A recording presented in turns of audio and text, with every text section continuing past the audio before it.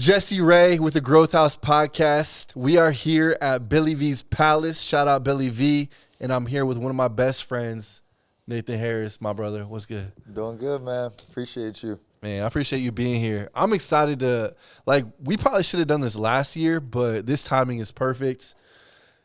There's so much that you started your first business at, I think, 3 years old.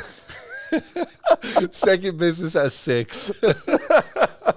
But in reality, you had a, difficult upbringing, but a story of perseverance. Started, in entrepreneurship very early.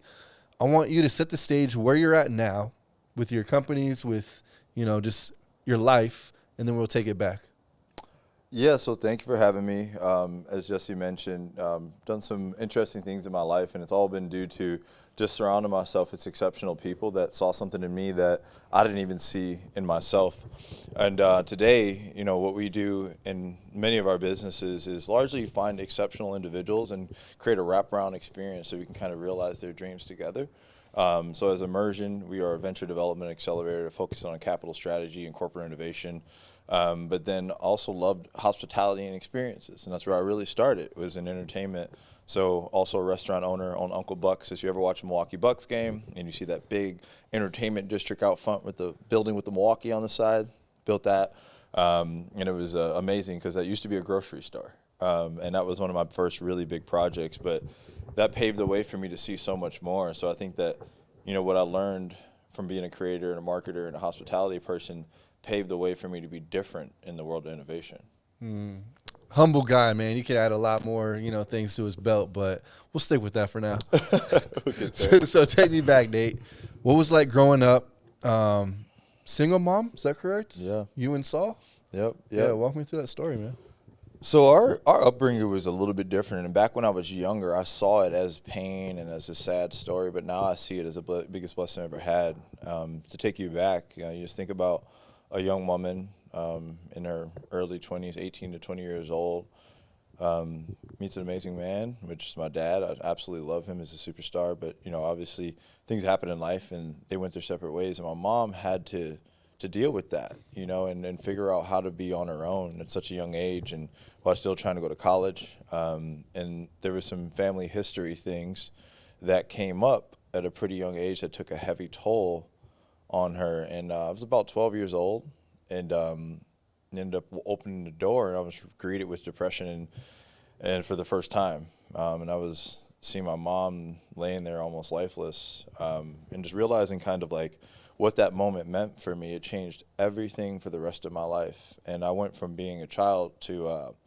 having to be a protector and having to figure out, how do I protect her at this time from herself, but also from the world, because my mom was just such a innocent human being. So at that age, my brother and I, we had to make some really tough decisions. Mom ends up in the hospital. No one knows we're home alone. If they find out, we're going to end up in Child Protective Services or separated. So we just sat there and had a conversation with each other and said, no one's going to know. We're going to figure this out. Mom's checks are still coming in the mail. So we'd walk 7 miles a month, to go to this little corner store that would let us cash her checks. How old were you? 12. And Saul was 14. Wow. So my mom made $698 a month. So that's all we got. And then we got food stamps, which was like $200. We had to figure out how to make, and rent was like $1,000 and everything else. So we were like, okay, we're negative $300 a month. Lights are off, electricity's off. I'm 12. What do I do? Started working on roofs. Started like. That was your first thought? Was roofs? No, where do I find a job? Seems kind of dangerous. No, it's like my granddaddy was a carpenter, so my grandparents didn't know this was going on either. Neither did my dad, because if my dad or grandparents knew, I thought that they would try to take us away, just because of the differences they had at the time. So me and my brother was like, all right, let's see if we can go work for granddaddy, work on some roofs, and then on the side, I'll find another job. And I did the best that I could. And then I started selling other things I could get a hold of in the community, which I had to, to survive. And that's when the moment hit. And I was like, I can't do this. I need a different outlet. And I started dancing. And dance was the greatest decision I ever made, because my dance allowed me to escape reality, immerse myself in a craft, and to present something to people that didn't represent what I was going through. So that was kind of that transition. And it was a beautiful transition because the movement was an escape I couldn't explain, and the pain that I was expressing through that dance made people smile. They didn't know I was stressed the fuck out, but at the same time, my dance was an uplifting movement, and I wanted to do that more and more and more, and did that for years. My mom, most people don't know this, she never left the house from the time when I was 12 to 19 years old. For 7 years, my mom never once walked out the door. So, Wow. like, we had to sit there, and every time we open the door, is she still alive? Like, all right, she's still in there. And, like, we don't get her to eat. We'll get her to do whatever. But we just had to figure it out. And by the time we had to decide on college and stuff, like, well, we both can't go. So I'll go to college. I'm going to figure something out. And I decided that I'm going to go load semi-trucks at him. And then that's when a couple more light bulbs hit, man. And the story is long, but, like, the longest part of my journey, the most amazing part, was in my youth. Because everything that you see today, my perseverance and the way I build and do things, I had to learn that from 12 to 19. And by the time I was 19, I had to figure out how to turn that into a career.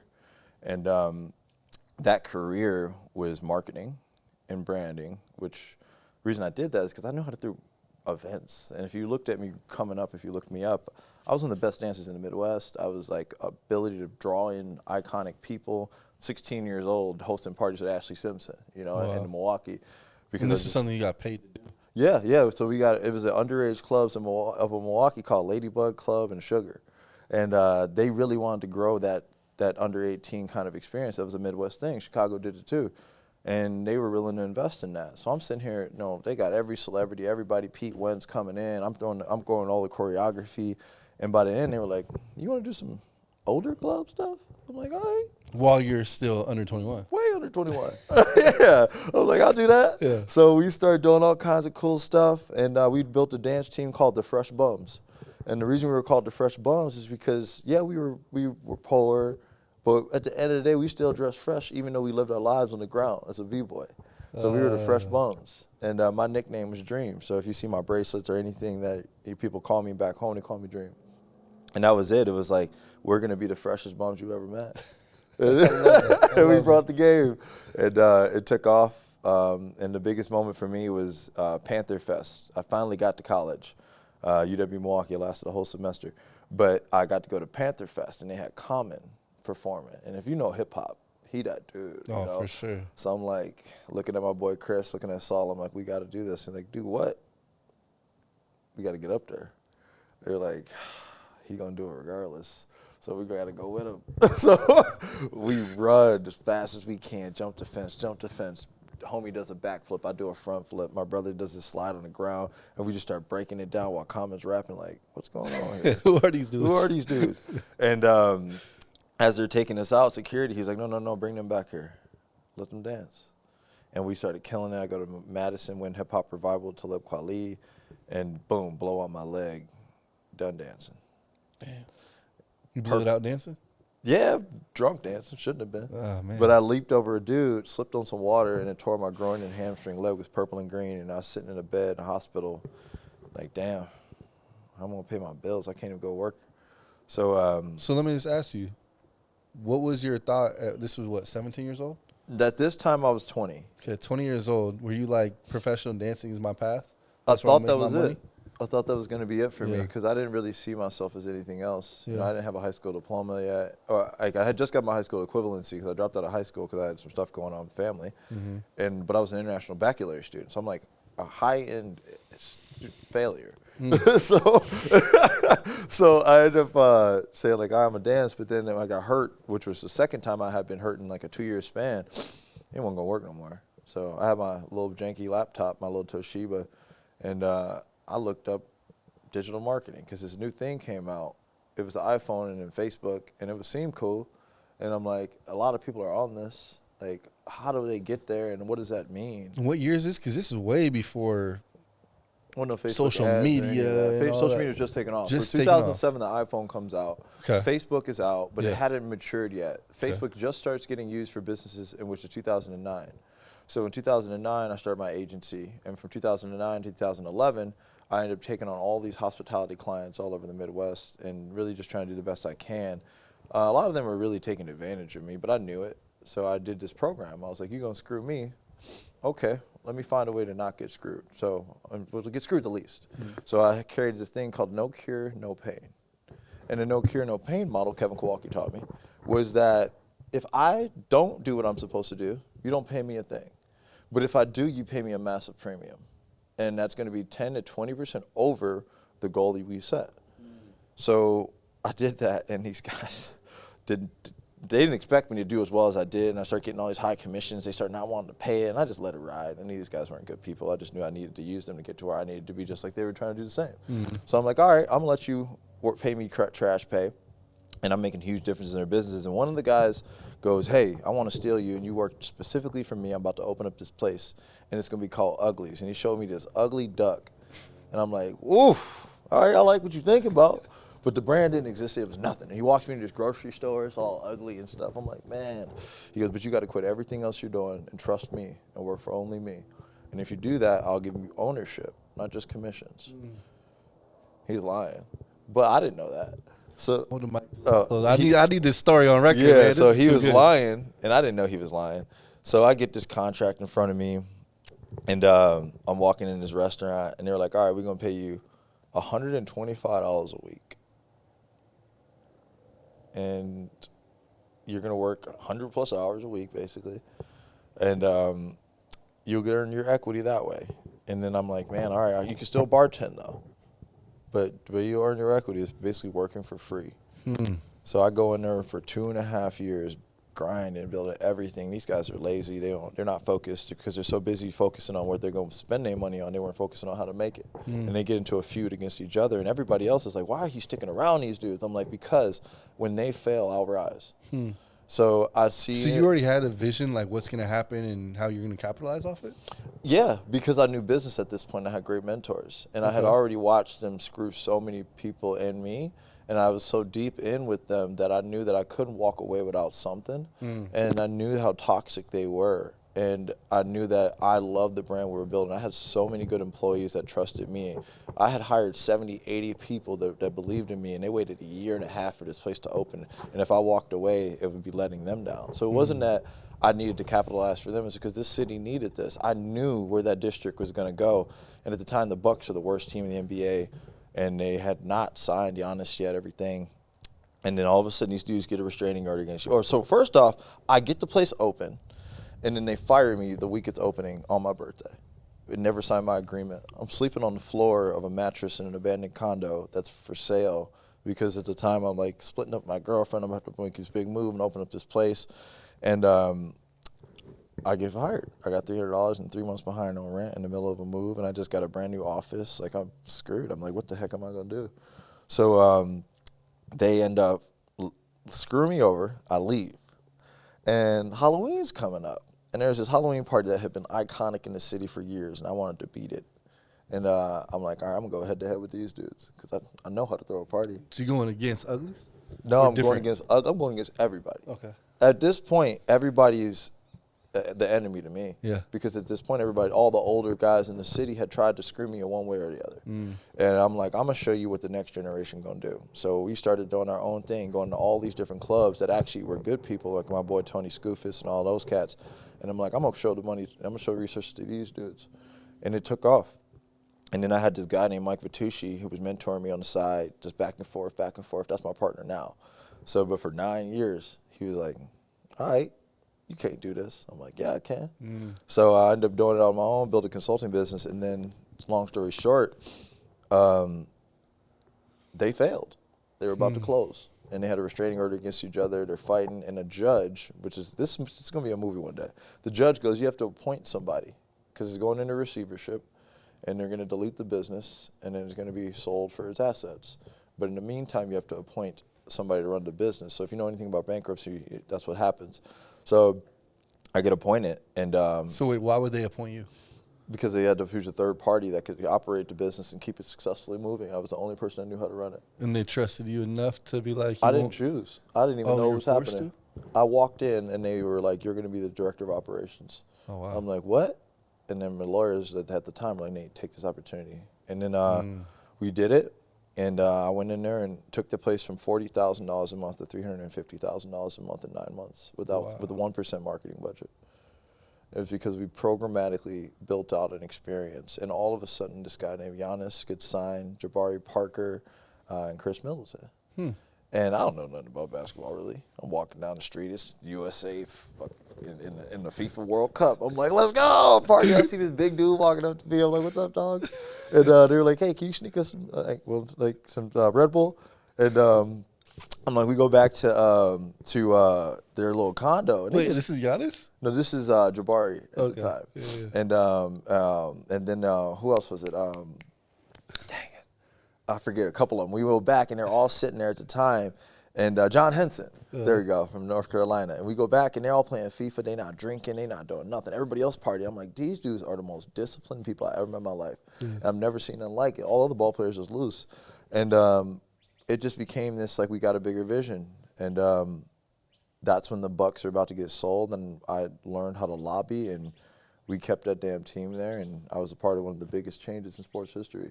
Wow. Yeah, it was cool, man. It was like I went from being screwed and played and being told I was going to lose and fail to, like, I'm going to do everything against all odds, not make a nickel until it's done, and it will pay off. And it took 9 years to get there, but it did. And, man, the transgressions were terribly difficult. But that was, like, my transition from, like, how do you go from having nothing to having something really, really big? And then that was it. It wasn't, like, some special, like, I'm going to go to no special schools. I didn't do any of that. I just really, really, really, really, really worked hard and, like, interpreted what happened to me versus being a victim of it.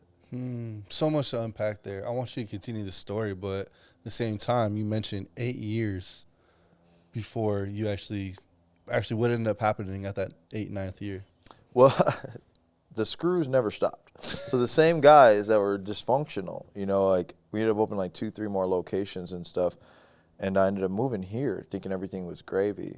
When I moved here, you know, I really wanted to start over because I didn't love the hospitality industry. I started noticing that a lot of times in the hospitality industry, the characters don't match because of the lifestyle that it creates and the way that people think about money in that industry and just the greed. And it was just like, I don't want to do this, man.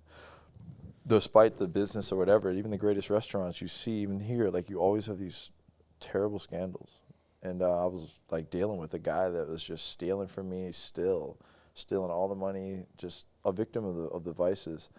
And I had to go back again, and I had to call all in the city and say, who do we need to get rid of this guy so that I could still be here and allow what we built to flourish? And that's when I met with Mike Vitucci. And if you look up into Vitucci's, over 100 years they've been in the city of Milwaukee. They're the greatest hospitality family in the history of that city and state. And I was blessed for him to be like, all right, I'm going to come in and redo this with you.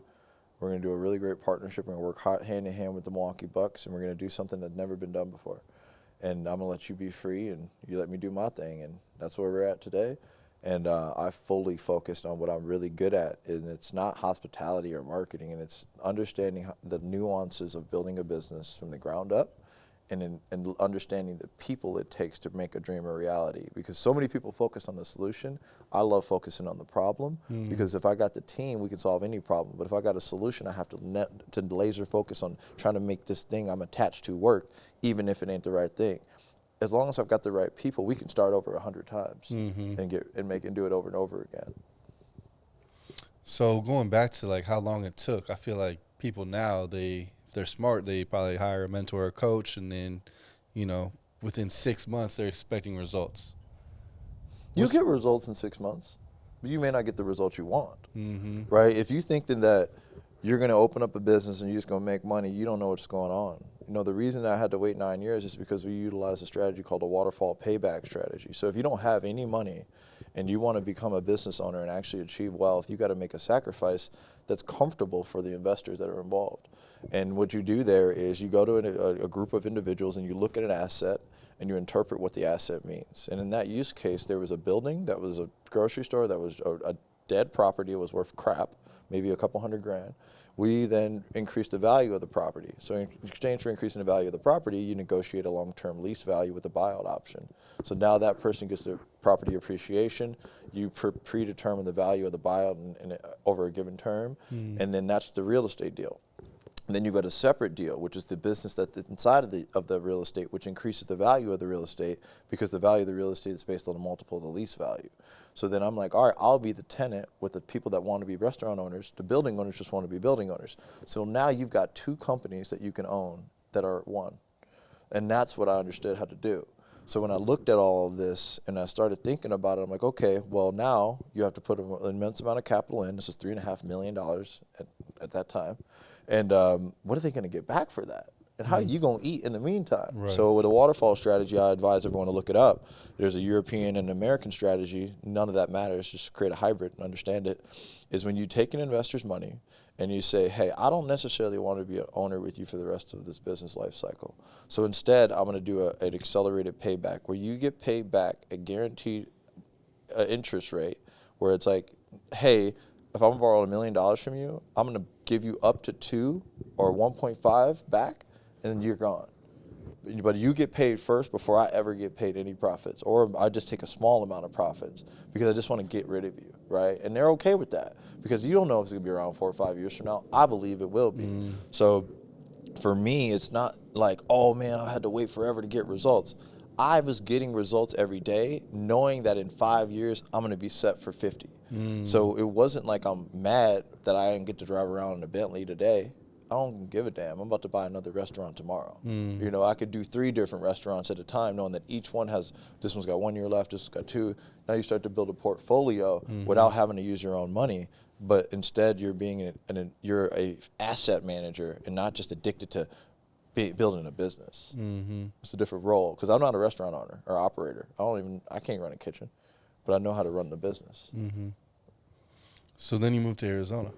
Yeah, I moved to Arizona because I knew that the problem that caused me to be an entrepreneur wasn't solved, and that was poverty and adversity within my communities. And I wanted to figure out how can I connect people and communities to jobs, because I noticed that the average time for somebody in an underprivileged community to get to work is 30 to 45 minutes.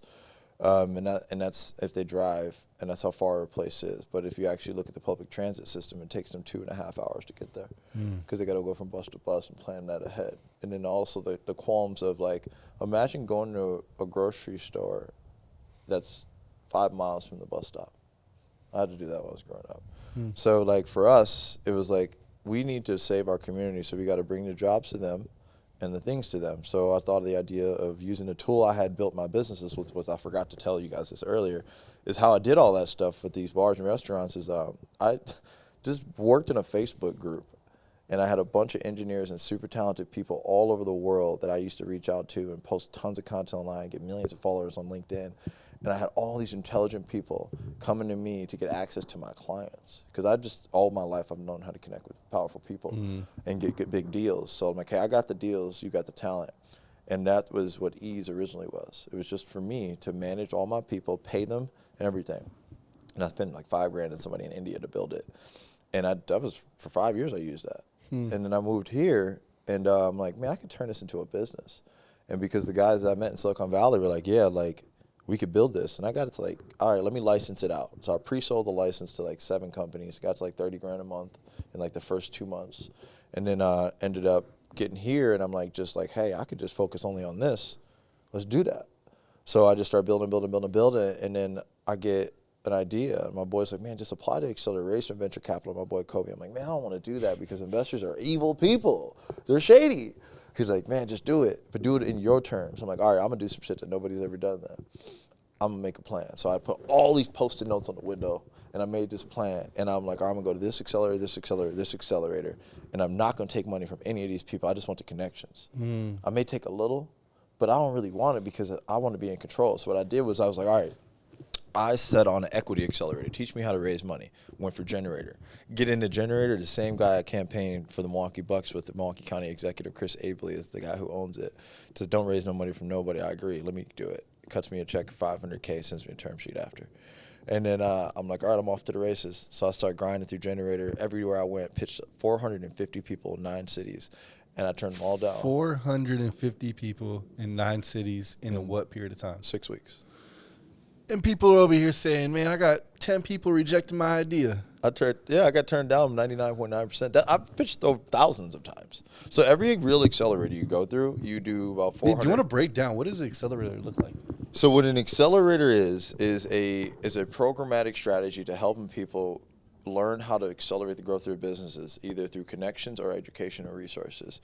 So for us, what I did was I went to Generator because it taught you how to raise money. Average person raises $1.5 million when they go through it. But people don't know is less than 1% of people in the world can ever get into these. So if 7,000 people apply, they accept 5. That's harder than getting into Harvard or the NFL. And then from there, I did that, I learned it, and I'm like, all right, now I need to learn how to sell to enterprise, because I didn't want to sell to small business anymore, because I felt like small business owners were a little bit difficult. So I wanted middle market or enterprise, but I didn't know how to do that. So I went to Plug and Play Tech Center, first person ever from Arizona, Wisconsin to ever graduate from Plug and Play, the world's largest global accelerator. And then from Plug and Play, I got into Web Summit's pitch. Made it all to the semifinals, the world's largest pitch competition. It's the same competition that Uber pitched and raised their seed round at $35 million. So like I got to hit the accolades of being accepted and graduated from every major accelerator on the planet, all in 1 year. And it was me and my brother and our dog. And so Spawn's the only dog to ever graduate from every major accelerator in the world. You brought the dog with you? He actually was on every single plane, and he actually was on stage and received an award with us on every one of them. So Spawn is the only dog that's graduated from Tier 1 accelerators in the world. Yo, I didn't know this. Yeah. So Spawn was just on stage? Spawn was on every flight. He was in every pitch. When I pitched in boardrooms and investors, Spawn was sitting on the floor right there with me. Yeah, shout out Spawn. Yeah, he knows a lot about venture capital. He just can't tell you. He's a VC behind the scenes. He might bark or something. Like, don't do that deal. That's wild. That was it, man. But I came back. I settled back here after a year and a half on the road. And is that the year that you also went and just traveled around? Yeah, did all remote. I said you could do all this remote. So I built my restaurant. Before the pandemic? Yeah, it was before the pandemic. I was building remote work as a service forever, and that was my principle. That's how I built my identity, was digital nomad strategy. So if you look up, remote freelancer, that first keyword, ease, is like the first thing in line. It was the whole focus. So I built a multi-million restaurant and a technology company and venture capital all from my laptop, all hits on beaches. I wasn't really a lot of person, unless I had to do a meeting or something. But I literally built everything in my whole career to this day remotely, without ever working in an office, and I've never even had a full-time job. So it's just like, I just know that you can do it. So that was kind of like the whole thing, is like, come to Arizona, build technology and build something new.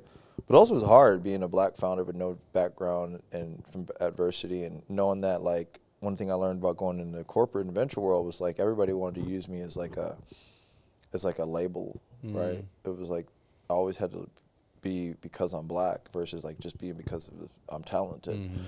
But I leaned into that a little bit because it was like, you get $0 unless it's a social impact play.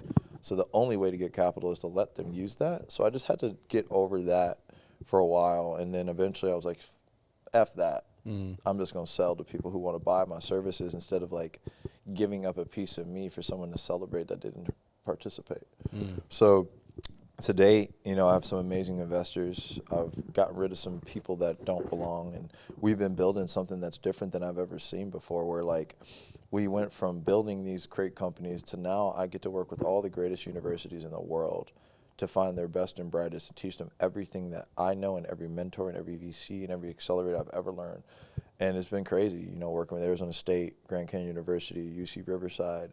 I mean, it's wild. Like, I'm a college dropout, and I'm on the board of numerous universities. That's crazy. It's really weird, No, I just thought it was amazing, like, just you being asked to go teach or speak in these universities. I'm just sitting there just like, this is incredible.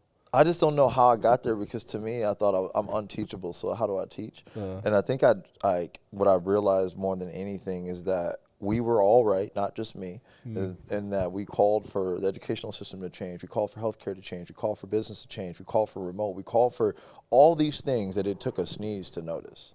Like, everybody had to have a massive global reason to stand up for themselves. And now the world is like, oh, these open jobs, nobody wants to work. No, they just work for themselves. Like, the world is changing to an era where we're going back to trades. 4-year degrees are going back to 2 years, 12-week boot camps. I want to learn and use skills today, because right now America can't keep up with the technological growth because the education is too slow. So now we have to hire talent from other places to keep going. So my main focus today is how do I upskill and elevate the minds of the people and give them things that they can give back so that they can each one teach one. So that's kind of where I think my long-term future goes, is because from where I'm at and the seat I'm in, I don't have all the capital in the world, but I have all the knowledge capital and the people with the capital. So if I can bridge people like you and the people watching this video to opportunities, my job is done. That's what God put me here for. I think it's cool just talking about immersion, but I want to actually talk about the company you started in between Ease and Immersion. So, you know, we all try businesses and we either pivot or it's a learning lesson. Oh, yeah. And I think it's super important to actually share those. And that's what I've been, you know, trying to be more vulnerable in the things that, you know, I'm giving something a shot. Like last year, I threw a mastermind that was 21 days. Not really necessary to throw your first mastermind. I had it 21 days. It'd have private chefs every single day. It was nuts. It was an amazing experience, but at the same time, like, that was a learning lesson. I think I took like a $35,000 L on that. And so I just think it's really cool to have people be transparent and say, hey, it's not all sunshine and rainbows. You know, we just had the story of you. It took 9 years to really make some money in this, knowing you were planning for the future. You weren't wanting that instant gratification. You weren't really looking, I feel like, to be validated. You were like, no, I know what I'm going to do, and I'm going to stick with this. So walk me through what happened with Ease, and then, you know, you decided, hey, I want to do something outside of, you know, a tech company, and I want to kind of go back to hospitality and kind of describe what your vision was for Lux. So the vision for Lux was everything that I am as a human being, and it was about having this way, and how I built my career. It was off of bridging both venture capital, experiences, technology, and innovation. If you knew me from back in Wisconsin, the reason I was able to do everything I do is I created the most amazing experiences of all levels. And even when I came here, I was doing the same thing. So I always had extremely private rooms, too, that I was allowed to be in, some of the world's richest and most talented people. And my mindset was I met some really good people here that I thought were good people. And I'm like, all right, it's a pandemic. We're not allowed to go outside. We can't do anything. The only way we can do anything and to be able to continue to grow business development is we have private experiences, private events. And there was a loophole. If it was a member club, you could do it. So I'm like, all right, let's use that loophole to keep our people going and to keep us together. I didn't expect it to turn into what it was. It was just a little get-together at my boy's house, and everybody paid in that had money, that wanted to not have to plan experiences. They pay an annual membership fee, and we would just be their greatest connectors in the world for them, for anything that they needed, and be able to come together once a quarter or for our big events. And it just went crazy fast, and it was like the most awesome thing, because it went from like us just doing it for the people in our circle to all of a sudden like celebrities and athletes and all these people started coming around. And there was two worlds that I noticed. It was like, okay, we are doing super well, because if you look at the work we do with our nonprofits that started up, I mean, we do some of the craziest celebrity events like Indy 500, Formula One, all of that. So that worked. But then and these people had purpose. And the reason we were throwing these events was because we were trying to raise money for innovation in children. And that's what moved me. And when I went into a different world and started socializing it a lot more, and we started letting liquor brands in, I think it was, right? Because the liquor brands, they didn't have the same thing as like the technology companies. Their purpose was, let's get people drunk. And they wanted to use us as a vehicle. Hey, we want to support your experiences, this or that. But it was really pushing us into an entertainment brand versus a financial organization, which is what we're good at. Like, we're just good at that. So we liked it, but it opened a door to me where I'm like, okay, this is not the ideal customer, but it is a door opener. So how do I utilize this as a way to test the market, understand CPG and consumer goods, and then go forward? And then these other opportunities start coming up, like the hangar. It was like, oh, why don't we do this hangar thing and all that stuff? And all these deals I'm doing, all these different people, and I should have done more due diligence, because I thought that a lot of people had the same values as me, and they didn't. And they were a victim of the world, and I started becoming around who I surround myself with. And you just saw DC talk about this in that last episode. Is like, who am I surrounding myself with? And all these people trying to get commissions and this and that and every deal and all that. I'm like, these people are short-sighted. And it ended up coming to a head when, like, most of the people were living off of our money and didn't put any money up, but they wanted to live it up. And everybody had a different thing they said that they could bring to the table. Didn't happen. Only people that actually deliver were the same people I've been working with for 13 years. Anybody really that was new, except for great people like you and a few that stood out, we just got rid of because it came to a head where I'm like, dude, we're spending so much money and resources and time on these clients and all these people, and we have not getting a return, not even financially or even socially. So, like, what are we really building towards? Because it's taking us away from our mission. And I love meeting all the celebrities. I love being able to go to red carpets, but I did that before this. Why do I need to be seen doing it? So, because it attracted people who wanted versus who wanted to give. Oh, that's good. Right? They didn't want to bring it to the table. They wanted to take something from it. So if you come into my house, say I'm cooking, you got to bring something before you take a plate. You know, you can't come empty-handed. And that's really what it felt like. The table was really one-sided, and people were coming to eat, but they weren't bringing nothing with them. So let's dive in right there, because like you said, it's something that is a reoccurring theme. Whether you're just starting out, trying to find the right crowd to hang out with, get your business off the ground, or you're already, you know, built something, and now we just have random people coming and try to get a handout from you, right? So how do you vet people? How do you make sure that your circle is tight and, like Growth House motto is, you become who you surround yourself with? I think it's about checking yourself and understanding what the person in front of you is giving you. Because if you don't necessarily, you can never interpret another person. There's some really good people out there that you can't really read, right? And there's some bad people out there that you read wrong. But you got to think about it. Why do I like this person? Is it because they make me feel good? Is it because they bring something to the table? Is it because I'm attracted to them? Is it because they're awesome? Is it because they're something I could take from them, right? You checking yourself because you meet a rich person, you immediately think they're so cool. You ain't think cool. You see that they're rich, and you find a way to find something in them you like so you can get closer. So I started interpreting, like, instead of trying to find something wrong with somebody else, because these are all good people in some capacity, somebody thinks they are, but are they good for what I'm building? Because Kevin always told me there's 25 exceptional people in the world. Once you find all of them, there's nothing you can't accomplish, and you can't manage more than that many relationships. So at some point in your life, you have to figure out who your top 25 are, top 10 and 5, and like figure out what your you is, like what makes you. And when I talked about this earlier with you, it's like what makes you is not Y-O-U, it's U-N-I-T. Because there's 25 exceptional people around you, which is your unit, your parents, your siblings, your people that are part of the unit that will never leave you, right? And then you got the people that are your ultimate, like, anchors to the anchors, connectors, and door knockers. So, like, if you really understand, like, what all these great people are around you, you start knowing, does this person fill the role of the 25 that I've planned for? If not, they're just an associate, not a friend. And then there's a difference between a friend and a business partner. If they're coming for business, then all emotions aside, do you serve the purpose and the need of the job that's in front of us today?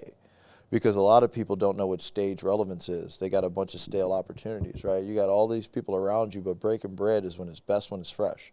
So don't start cooking up something and not going nowhere. You got all these friends, but ain't none of y'all did shit together. You know, it's like, it's a difference there. You got to understand, like, all right, in the next 18 months, these are the people I need in my life. Because if you get somebody in too early, they're going to feel left out. I got this recently, man. People I love dearly. Where you been at? Negative energy. Because they ain't seen me in a minute versus thinking about where they been at. And, like, come on now.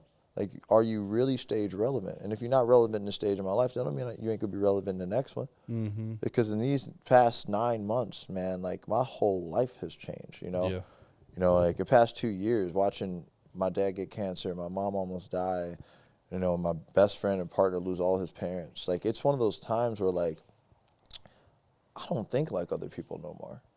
Like, when you start to realize that your time is borrowed and that you're going to die and the people around you are going to die, and as you get older and more successful, their time gets shorter, you stop thinking about you. And you start thinking about what you are going to do for the unit. And that's why I started thinking about, like, I'm not living for you no more. And I was talking to the mirror at the time. I'm going to live for you, and that was my unit, and I know who my unit is. That's amazing. I feel like that's also kind of gets to the concept of your why has to be bigger than you. So once you start, you know, fulfilling some of your desires, then it's like, what's the point of keep pushing? Well, I mean, I think that what people have to remember is that God did not put you here. And if you don't believe in God, whatever, the Big Bang and these cells didn't come together and give you the talents that you were given for you to waste them. So a lot of times people forget about when they were 5 years old, and they would wake up every day and they would say, when I grow up, one day I wish. And they would always say, I wish, I wish. And there's different stages of your life. You go and say, when I grow up, I wish. And then you get to your adulthood and you're like, oh, one day I wish. But what day do you look back and just say, we did? And you stop thinking about what you wish for and start realizing the value of the present and start realizing like that when you die, what will people remember you for? Because you don't live forever by your services. You live forever by your service, right? So like if you serve people, they will forever remember that. So when I think about myself at least, I knew at a really young age, and this is like really morbid, because I had depression too. I was like, if I die today, I got to accept that. But did I do something that's worthy? So I started accepting that no matter how much time I had here, not knowing how much I did have, so I just wanted to make sure that when I do go, that there was something left for my kids so they'd never have to be hungry like I was. So that my mom wouldn't die without seeing the Amalfi Coast, which she would always show me growing up.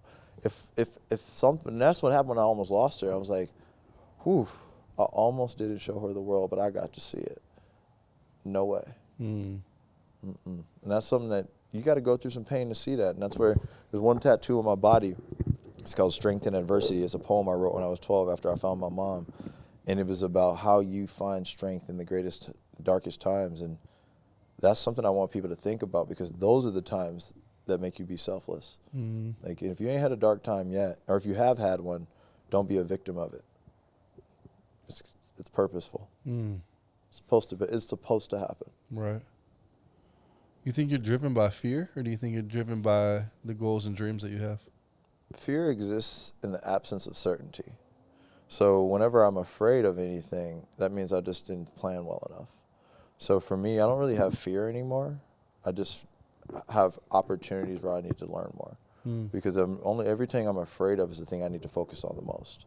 So I'm not driven by fear. I'm driven mostly by, I understand my responsibility. Like I understood my purpose at 12 and I ran into that. When that moment happened, there was no more fear. What is more afraid of than what I've already been through? There's literally nothing worse that could happen to me than what happened as a child. So like, I don't know what could happen as an adult that could be worse than that. Yeah. And I've got more knowledge. Getting deep. I like this. I want you to continue this story, and it's kind of cool because in between starting Lux, having that happen, and immersion, it's kind of like when we really connected. And that's why I want like Growth House, the audience, like there's a special connection Nate and I will always have based on what happened in Ruben's office on that whiteboard. Do you want to share that story? Yeah, I think it's so cool because like I went through a time where like we did this huge thing and ended up having like a really negative outcome, and I was like in a spot where like I love my team too, because people like you and everybody close to me was like, all right, bro, what's up? What's next? It wasn't like, oh, dang, things are terrible. It was like, what's next? And we just sat there and we planned together, and you were there for me like nobody, like many other people weren't. And we planned that out. And it was like, do we do this? Do we that? You wanted to do Growth House. I wanted to give more back to entrepreneurs. And we came up with a vision, and we modeled it, and we planned it, and we designed it, and we went after it. And in a way that I had not even gone at something before. Like in a matter of hours, I mean, we were coming up with entire new business models and solving problems at a super high rate. And that's just a compilation of all of our resources and knowledge as a team, right? And I just thought that was so special. And like to take something that you created like as an event series, and we were like, all right, let's turn this into a full-blown national accelerator. You're like, okay. I'm over here. I still don't even know probably what accelerator truly means. I'm like, I see your vision, Nate. I don't know exactly what all this means. You wanted the TV show. It started off as a TV show. That was where we started. That's actually crazy. Yeah, we were going to make a TV show around the accelerator. I was going to run an accelerator, you were running the television, the broadcasting experience. And we still got to do that. 100%. We're going to make a show. And that's the beauty of, I think, when two like-minded people are in a room together, you're able to dream again. You're able to see each other's vision and support that. But at the same time, you know when, all right, I can't fit the piece, or maybe I'm not the right person for that role to help that person, but you run with it. And I think that's what I saw you, the startup world, the accelerators, you've been through that. I'm like, Nate, this is bigger than just, what I thought it was. And I had I don't know what you would call it, but I had the vision saying like, Nate, you got to run with this, man. Like, maybe this is not exactly what I envisioned, but I see what you're doing. This is bigger than what I envisioned. And I thought it was beautiful the way you're just like, all right, man, I got this. Well, I also got a question because I know me, right? I'm like super loyal to a fault. I'm like, we're going to do this together, et cetera. And I'm sitting there building all this out, everything, and I'm coming to all this vision. I'm a super pusher too. I know I am. And I'm like, I'm like ready to like call you and have a real good next steps question. And like before I could even get to like creating a new plan or anything, you came to me with a vision and a trust in me. Where'd that come from? Like because like that's the friendship that like you don't see often in people, right? And like with us building something together, and I think to me I look at it as like falling in love with the solution and the problem, not the solution, because we're both doing exactly what we said we'd do, and we're still going to do it together. But it was like, what made you? Where did that come from? You have such good character. I'm sorry I'm reversing the interview, but like that was an awesome moment that really cemented you in my life forever. What was the question exactly? Where'd that come from? What that character to be able to say this is your brand, and to be able to then say, hey Nate, you run with it. Yeah. You gave up a piece of something that you believed in. Yeah. I think it comes down to what's gonna make this be really successful.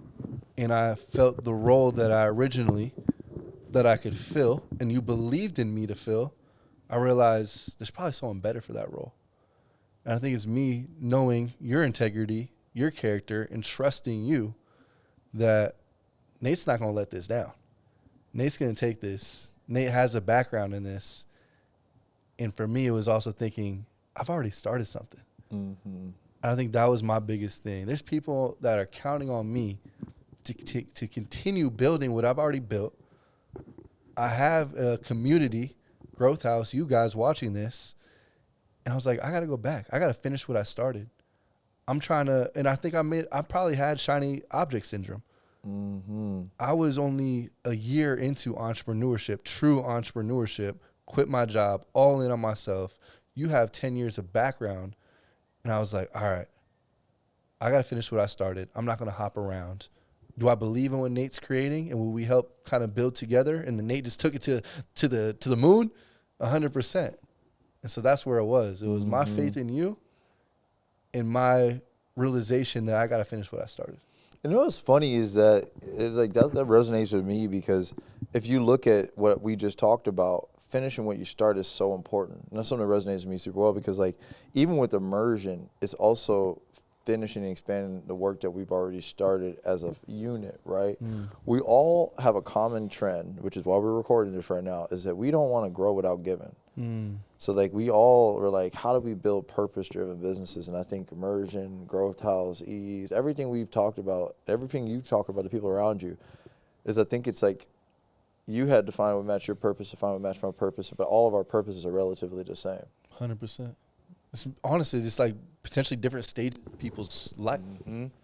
You're now focused on those people that, already have built startups, they have revenue, and now you're like, I can connect the pieces for you. Let me give you the resources. Let me fill in all the gaps that the accelerators that you've been through didn't. You're that solution. And same with me, same with TheGrowthHouse. Coming out of college, I was just trying to find good people to hang out with. I was a later bloomer. I didn't start my first business at 3 years old like you did. So I was, 21, just didn't really know what I wanted to do with life. Got into a sales job. I always knew that I wanted to do more. I had a bigger purpose. I wanted to give back in certain ways. And so for me, it was just finding like-minded people. And what better to then live with like-minded people and not live by yourself. And I think there's something going on right now that is literally, they call it a loneliness epidemic or pandemic. I don't know what they call it, but it's so true. And I'm basically providing the solution I wish I would have had coming out of college. I wish I would have had that good circle of friends. And, that's what we're creating the solution for through TheGrowthHouse is, hey, you don't even have that circle of friends. You also get to live with them. It's like a constant mastermind. And I've already had multiple years of experience, the effect it's had on my life and also other people's, where it's literally life-changing. And so the funny thing is we are all saying the same thing. 25 exceptional people, the growth house, the environment, the surroundings.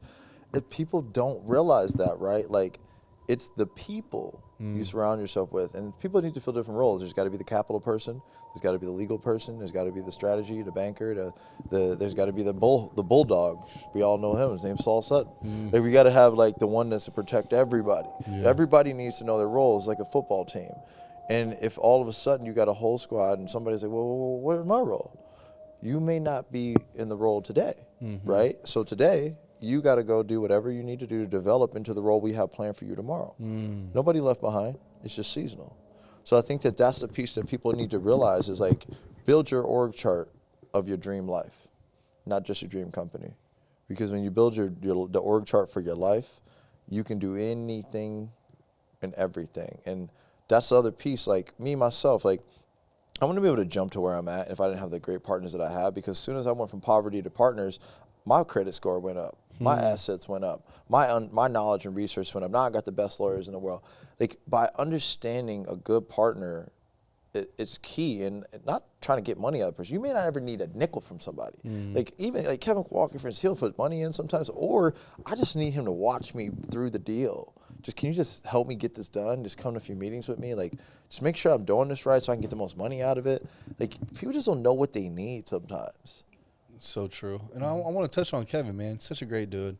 How important and how impactful has mentors been in your life? Single most valuable thing that I have, and there's no knock on my dad because my dad's a boss. He just had a real big responsibility growing up. They were my version of a father figure in a way that a blue-collar worker couldn't be, right? And family values is what I get, but then from outside of that, I didn't have nobody for that. So Kevin, early on, developed me as a man with an entrepreneur in mind. It's like, I'm an entrepreneur for my family, and he taught me how to be that. It's like, how do you we go out there to take care of here and leave what's out there when you get here. And then he developed me in a sales engine and an articulate individual, as you may see now. And then everyone else played different roles. Every mentor's played a different role, from Chris Abley, to Joe Kurgish and Troy. Like, you know, if you look these people up, they're billionaires, right? They're the most amazing people in the world. I didn't know that when I met them. They're knowledge providers. They're the most intelligent, knowledgeable people I ever met. So those people made it so I don't have to go to Stanford or MIT. I beat those kids. Like, I don't need to go to college anymore because I've got access to everything in one phone call away. Like, it's just, that's the key. And so mentors are more important in college, and more important than anything. Most of my deals, the reason I'm able to have a 1% marketing budget every one of my businesses is solely due to my network. Like, there's almost nothing we can't accomplish or someone we can't get to because of that. It saves you money. It opens doors. You don't even need banks if you got the right network. I'm taking a pause because I feel like you're speaking to me, because that's something I needed to hear right now. I'm trying so many different avenues of marketing. I'm like, I have all the resources. You don't need marketing. I don't need it. You need the biggest brokers and property owners and buyers and construction guys in the state. You create a value proposition they can't refuse, and a line item in their business that they already are paying for and they don't want to have to operate, and you fulfill it. That's how I built my companies. Ease, immersion, hospitality. I found weaknesses that are common in the industry that are already budgeted for, and I fixed them. Now you can't get rid of me. Fear of disconnect. When I go, all this is too. So that's what you notice. As much as I have great relationships with partners and stuff, I also know my value. And the most valuable thing about Nathan is what's up here. So where I go, success goes, because success is designed. So I know that, and that's for the same thing for them. Like, there's knowledge in us. And if you invest in that, man, I ain't never had no money. Look what I've been able to do. I built immersion with no money. Now we're a 7-figure business. Like, it's just weird, right? Like, we got a really, really good base. But we didn't have, we had to grind right off, coming off of a major loss with fucking just getting beat down. we bounced back with nothing off of the strength of our loved ones. Being there for each other. Let's talk about those. Bro, I've learned so much from you this year. Like, my year has been pivot, up and down, trying new things. But what's always been constant is I feel like I know how to start any business just based off working with you for like 3 months, bro. Like, it blew me away. What did those days look like? What did those hours look like when we first launched Immersion?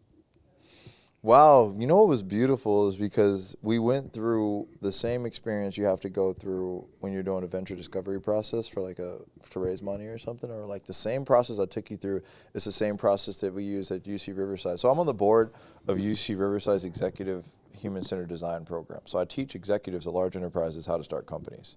So we took the same process and we looked at the problem first.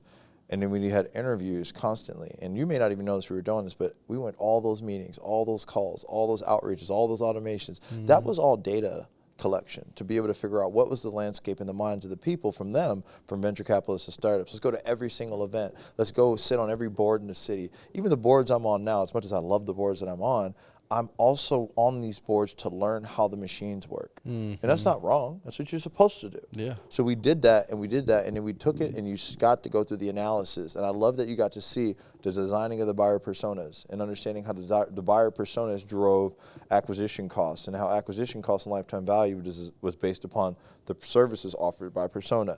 And then designing from sales process, from first interaction all the way through. These are all things that you got to experience from Kevin, from Generator, from Plug and Play. These are all the blueprints. So what that was if we were going to build Immersion, we had to do the same thing that we were going to put the companies through that graduate. Yeah. So we did a 90-day sprint.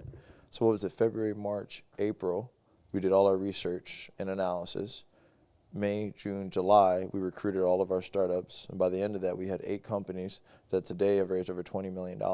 Let's go. And in our first quarter, we posted more monumental numbers than any accelerator in the Valley. It's incredible. I want to also mention something because I feel like a lot of people who are starting businesses or just in life feel like they have to get everything right the first time. And I witnessed, even for us, as we're creating Immersion, we're like, all right, this is our offer. I'm like, Nathan, I don't really understand this offer. Change it again. We changed it. Because we listened to the feedback. Yep, we listened. And I think that's super important. Something I'm realizing now, like, I was thinking that I wanted to, help other people with their homes that they owned and then basically kind of manage and do marketing and consulting for those people. And I'm like, I actually don't want to do that. Scratch that.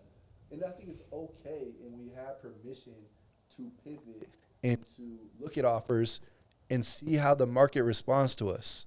You just gave me a moment I want the audience to hear. Go ahead. So there's something I want the audience to know, and I want you to stop being a part of the problem. The fact that someone is willing to put out publicly and share their transgressions and growth with you does not give you the opportunity to judge them.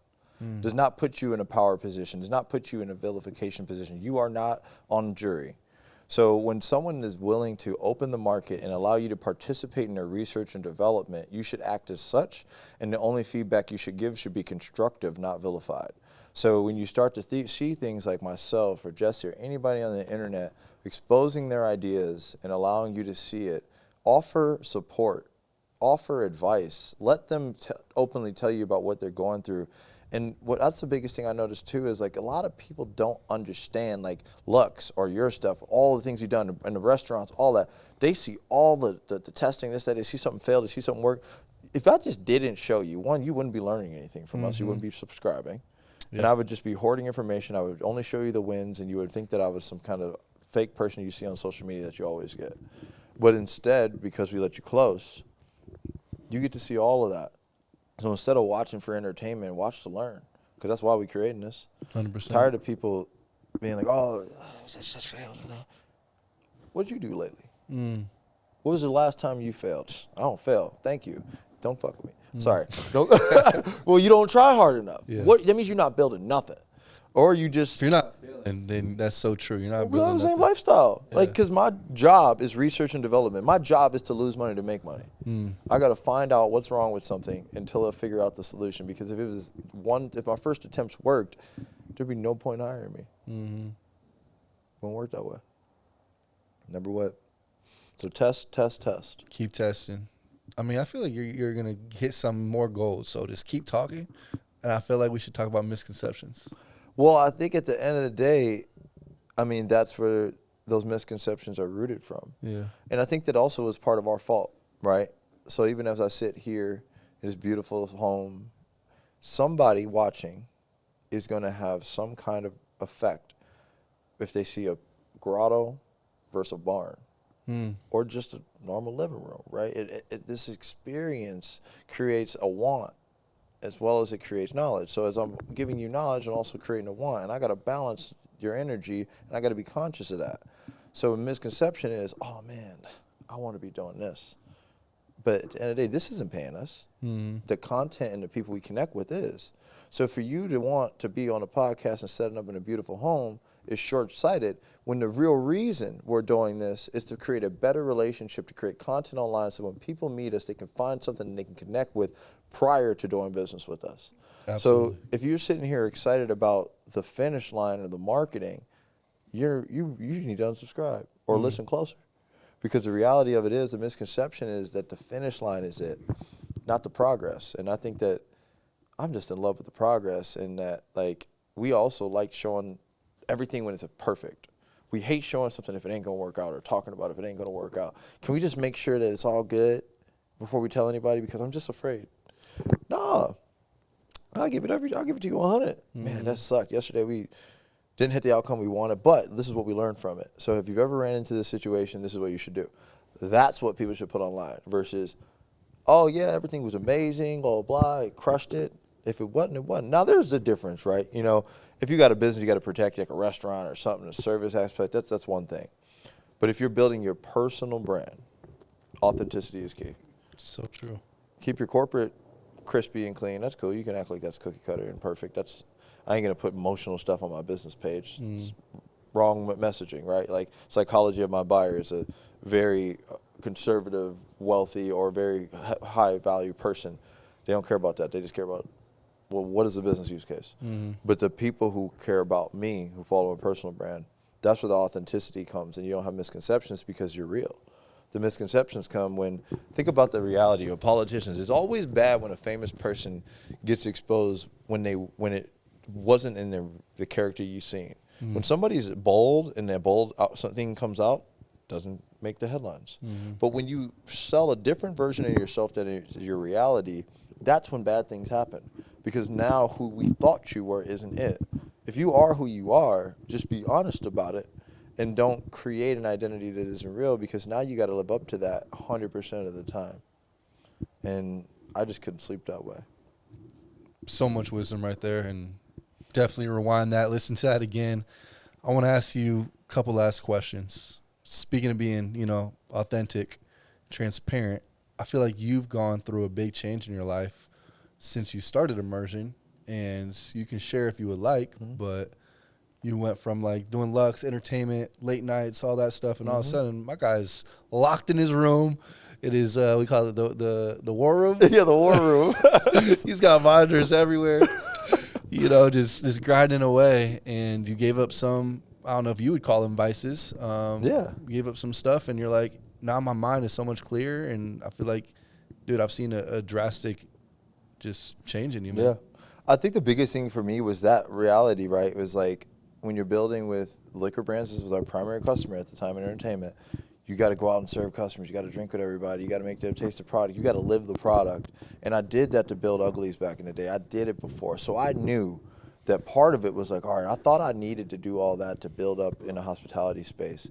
Because the way the industry works is it's like, I ain't supporting you unless you're here, especially bar owners. Yeah. You got to go there and spend money with them. And they don't want nobody stranger there. They want Nathan there because you are the one that everybody's going to follow. So be out, be out, be out. And all of a sudden I'm like, man, I spent $100,000 on a bunch of people I don't even like. Like, that don't even call me. Like, they don't even know my mother's name. So for me, it was like, I got the research I needed, the consumer strategy I needed, and the reality check I needed. And people sick in my family, I'm like, what the hell am I doing? Like, nah, I'm going to focus again. I'm going to leave that industry at a distance. Now, I'm not against liquor brands. Mm-hmm. It's just how I approach them now is different. At first, a lot of people try to buy you. And instead, you want to sell them a service, otherwise you'll be marginalized because you only have so much time in a day. So you got to give people this service that you endorse and not you. So that was it for me. I just needed to change and provide for my family and be there for the people I love that were also going through some really hard times. So it was a selfless time because I selfishly could have just tortoise-shelled, did my own thing, and keep moving. Like, I didn't have to start a merchant. I don't need to start another business. I could literally just stop. But for me, I knew that there was no way that I could do that, knowing that what was on the horizon and what we had to do and what we had to deliver, and if some of the people in my life that I love weren't going to be there, we're going to do it in their honor. So many people don't know this. You're going to hear about it in about a week. You know, we're raising $2 million and have a massive commitment already in honor of, Dante's mother who passed away from cancer. So, like, while we're building immersion, while we're doing this, we're preparing for really tragic moments and knowing that you got to be sober. Like, I don't know if anybody else knows that it feels like to lose a parent or somebody you love, but don't drink during that time. Don't be selfish during that time. Hug each other more, be sober, be clear, and, that's the stuff that we don't put out there, but, like, darkness makes you stronger, man. So it was a building moment. It was tough, but it was a building moment.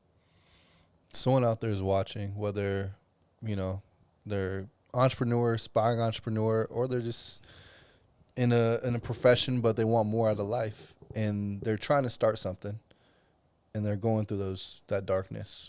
What advice would you give them? Do this process.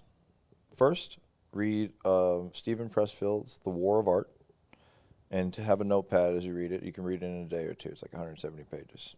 That's going to teach you how to get out of your own way. And then I want you to do something. I want you to take 24 lines. You can do 48 if you're bold. And those represent the hours of a day. I want you to write down what you spend your time doing. And then I want you to, in each one of those hours, and then score it on a 1 to 10 each hour. And then you add it up, and you take the average score and put it at the bottom. And then I want you to write the exact same one on the other side, and it's going to have what you love to do the most and how much of your time you spend doing it in a day versus what you do. And compare what your ideal life looks like in comparison to your real life. And are you spending more time doing things that make you happy than unhappy? And if that's the reality, how do you take time away from the things that aren't serving you into things that are? So when you write your ideal life against your real life, each time you turn the page, that score on this side should get lower or higher on this side. So like your ideal life should start to transfer over. Because if you're not doing that, you're making decisions that are short-sighted and taking you away from where you need to be. So when you start to do that, what happens isn't just like, oh, I feel good in the morning. It's I have a plan that is daily and intentional. And at the end of 30 days, you should have improvement. And then eventually you break it all the way down to 15-minute increments. And Kevin did this with me over 3 years. And I had to send him every month a breakdown. And he would go through it with me. And it was just so annoying. I'm like, why is this dude on my ass like this? He made a digital calendar where I had to have 15-minute breakdowns. Are you still working on the same thing? You need to let that go. If you can't finish it in the next hour, then there's a problem with your service. Like, you are not going into the next hour on that task. Wow. Get it done. Or drop it. So you started figuring out how to get stuff done good enough versus perfect. You started figuring out how to get better and better and faster and faster and faster and faster and faster. All of a sudden, I learned how to teach other people doing that. And it was unbelievable. I didn't need to plan my days anymore. I woke up at 5 without an alarm. I knew what a purpose was and what I needed to do, and I knew how to act because I had programmed myself from 21 to 25 on what a day needed to be like for Nathan. I'm going to go back and do that because that is something that I definitely want to work on. I start just planning my day the night before, but that's taking it and making it way more intentional. I absolutely love that. Nate, I think it's good putting it out there. I ask DC the same thing. I try to ask my guests the same thing. Walk us through, what does your ideal life look like? My ideal day in life, I've realized I kind of have it, right? Because think about it, man, I never thought I'd have anything. So my ideal day is this. every morning, which has been the same since I figured out myself at 19, is rituals. So get up at like 5 or 6. It depends on the time zone and day. But my first hour is mine. I need to get my ritual through. I need to just process and have my gratitude because I still got a lot of pain I deal with. Like even when I get a victory, I'm crying because it's just like it still feels weird. And so I deal with all my innards then. Then I go into working on something that I really like to do. And I got this strategy from Daniel Pink's book, When, and understanding your circadian rhythm, and if you're an owl or a lark. And most people are larks. And I started doing that. And then I get into my day, I grind, and by about 1, I take my break because it's called a trough that you're going to hit. And I go to the gym or I do something to uplift my energy. And then I go and finish the rest of my day. I work till about 6. And then that time after that is family time. So from 6, I'm cooking. By 7, dinner's on the table. And then by 9 p.m., after that time is done, or 10, when other people go to sleep, I get back on it. And I grind until like midnight or so, wake up and do it again. And it's fun for me because like during the day I work on my business, in the mornings I work on me, and at night I work on my creative. That's beautiful. Mm-hmm. Nate, as a community with Growth House, we always want to provide value to you and to all the guests on our podcast. What's something that someone out here watching can potentially help you with, or just in the general collective of Growth House? How can we help you? I think the biggest thing for me at this current stage is if there's more people out there that are exceptional individuals that are having breakthrough moments that need a team around them, then I want them to apply and to reach out, because we're not looking for perfect people. We're looking for the right people. And if more people out there can connect and identify with the way that we work and think that we could be a servant to you, reach out. We're here. With that being said, how can people reach out to you? How do people apply? So if you want to find me personally, just look up Nathan Harris on LinkedIn.